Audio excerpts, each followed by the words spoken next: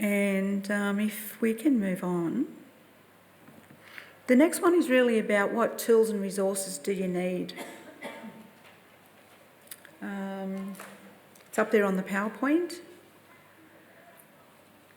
I'm going to leave it open, and I would hope that we get Ian French running around the room that fast that we're going to have him tired by the end of this session. This is where he'll get his walk. You want to put my stepper on? Like you could think about what are the tools you need.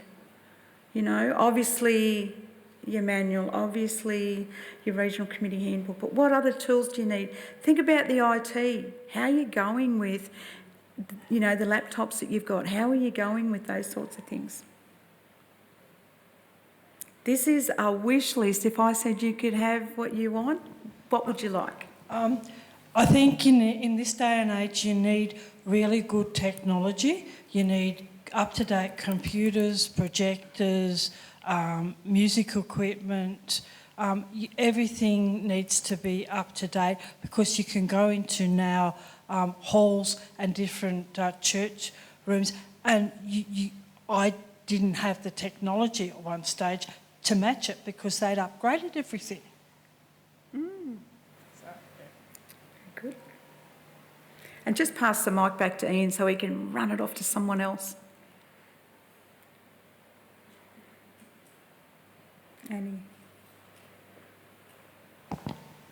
As a relatively newcomer to Kairos and committees and things, I wasn't aware of the regional committee handbook, so that's something that I'm going to brush up on. But I think training new committee members is really important, not just in the particular role that they're going to do, but as a whole. Thank you. I'm not going to go into fix-it mode now. I just really want us to kind of brainstorm, but I'll make in the notes and we'll direct you to those. So come on, let us hear your voices. Oh, hang on.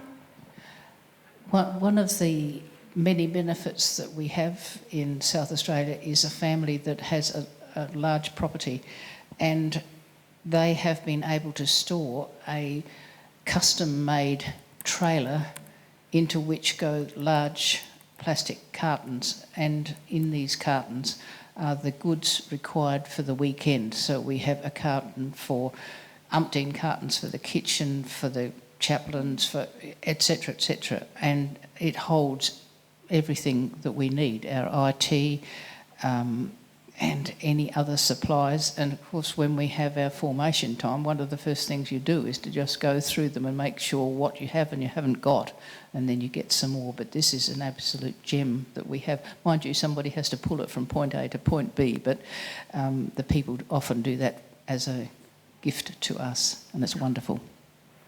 Awesome.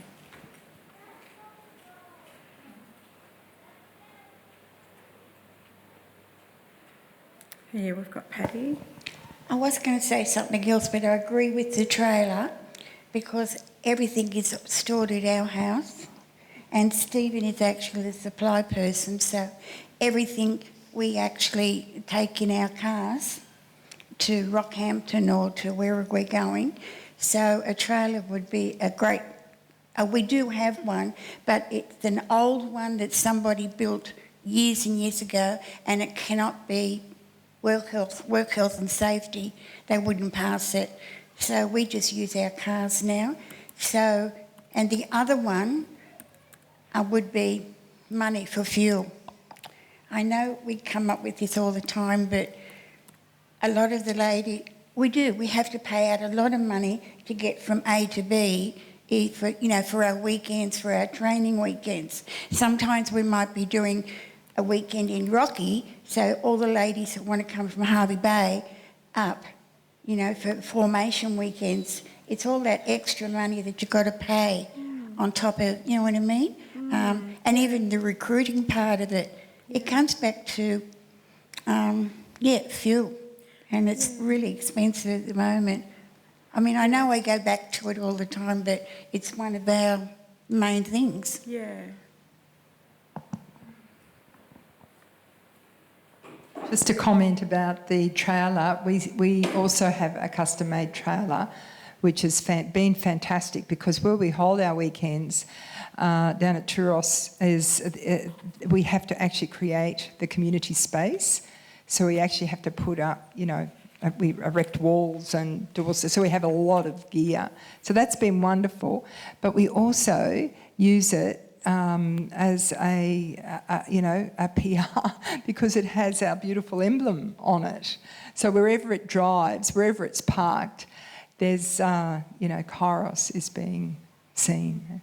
So that's just another little thing. I'm just going to interrupt just for a second. Bruce, would you be able to see if you can grab my laptop power cord, and I can just maybe connect that, because I don't want my battery's about to die on my computer.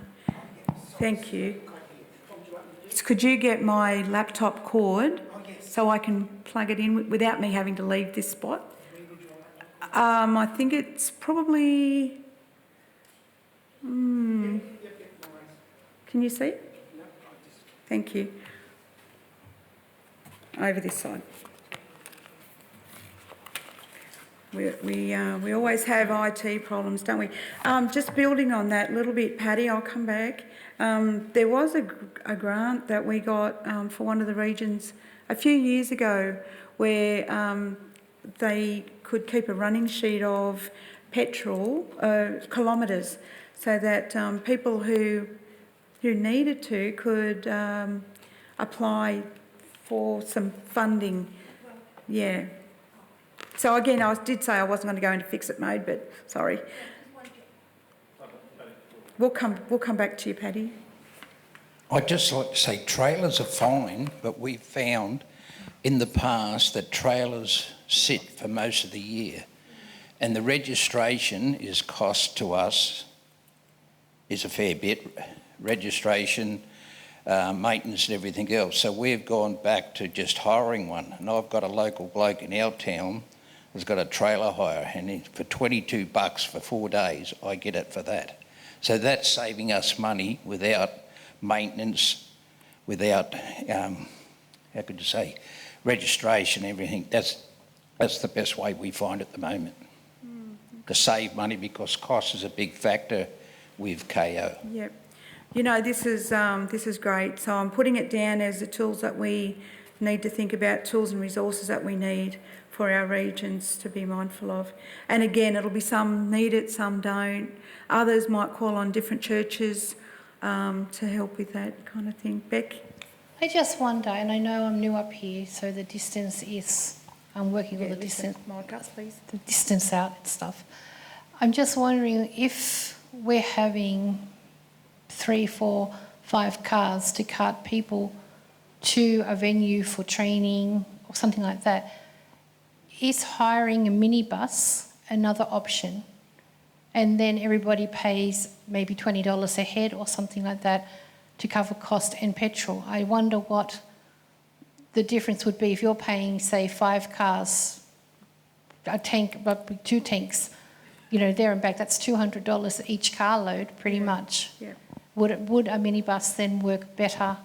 And then another thought I had was some churches do have minibuses, and that maybe it's an option to hire from a said church to reduce cost. Yeah.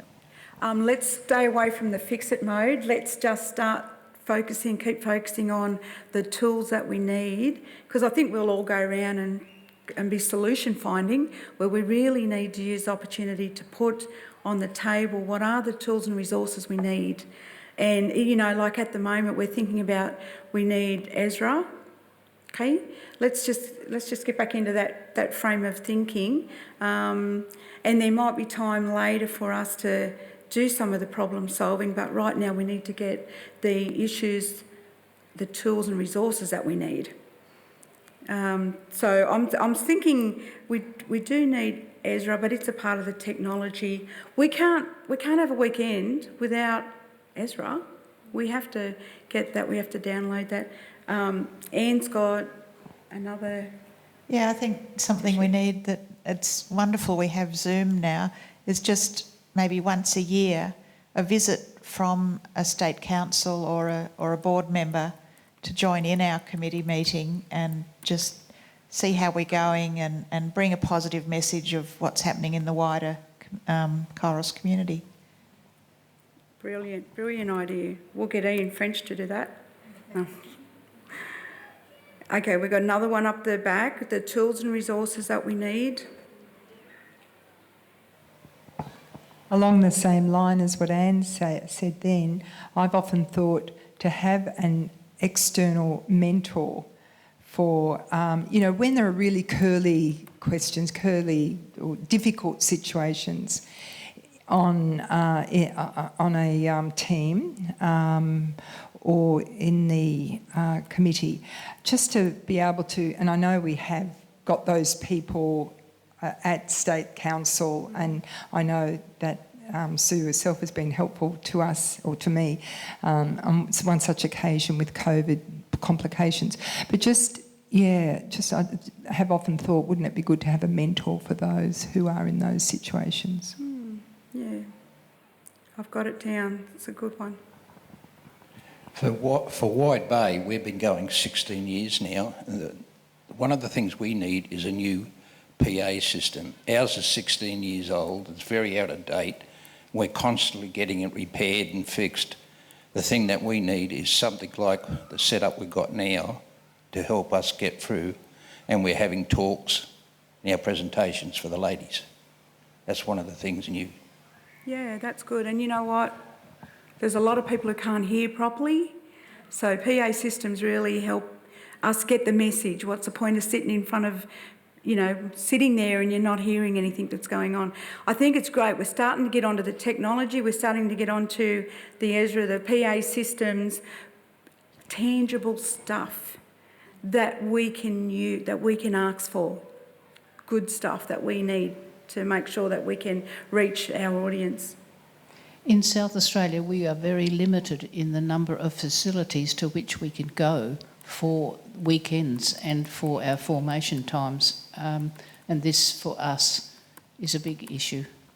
Mm-hmm. And with increasing numbers of disabled people able to get out and about, this limits some of the places as well.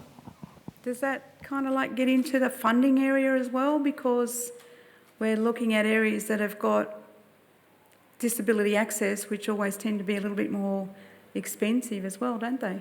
Have you finding that? It's not a cost issue for us. It's not so much a cost, it's just good. that the places are not big enough. Okay. And Thanks they're for- getting smaller and smaller because they need to be financially viable themselves. Yes. So, yes, they limit the number of people that can come. Brilliant.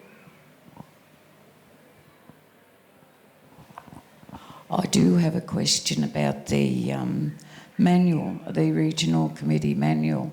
I have never seen one, and I've been on the committee for a few years.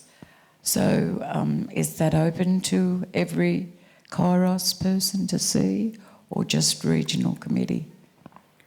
Every person who's been on a team needs a manual. Then I'll put it in, because what we're going to be saying to people is if you've got your regional committee and then your team, everyone needs a manual. I'm going to go to Vernon to give us a response. I understood it wasn't the program manual. You're talking about the handbook, the regional committee handbook. Oh, it's on the website. You were talking about. Now, the regional committee handbook is available on the website if you want to look at it on the website. If you wish to get copies of it, get in touch with our operations man, here. If anyone hasn't got access to the regional committee handbook, ring up our central office, Bruce, say this is what we need. That's what he's there for. He's to supply these sorts of things to these organisations. And we promoted the regional committee handbook through many Zoom meetings over the last 12 months, and that's what we were referring to. But because if somebody hasn't seen it, I'm going to assume we need more people to see it. Because it's like when you see a mice, right? There's like another 10 out there you don't see, so we're going to treat... If you say you haven't seen the regional committee handbook, we need to make sure that we promote that. Other things that we need, thank you for raising that one. Other things we need back? Microphone. Come on, Ian. Good job. Yeah. I just want to say the regional committee handbook's not like the old one.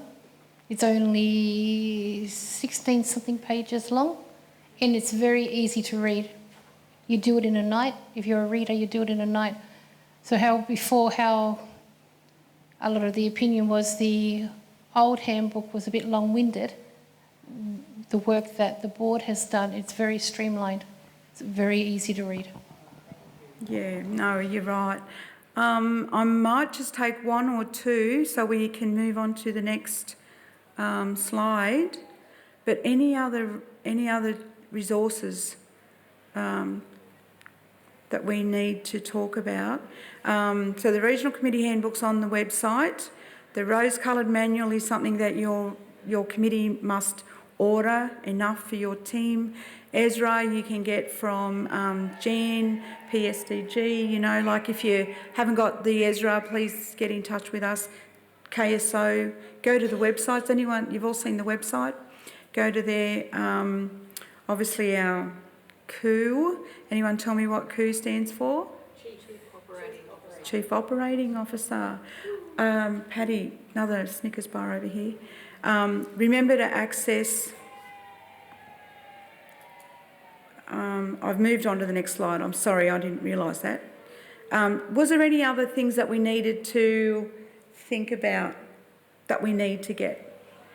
Can I say, I don't think it should end here anyway. If you go away and think about and something comes to you 2 o'clock in the morning, don't wake me up. But write it on a bit of paper and give it to me tomorrow.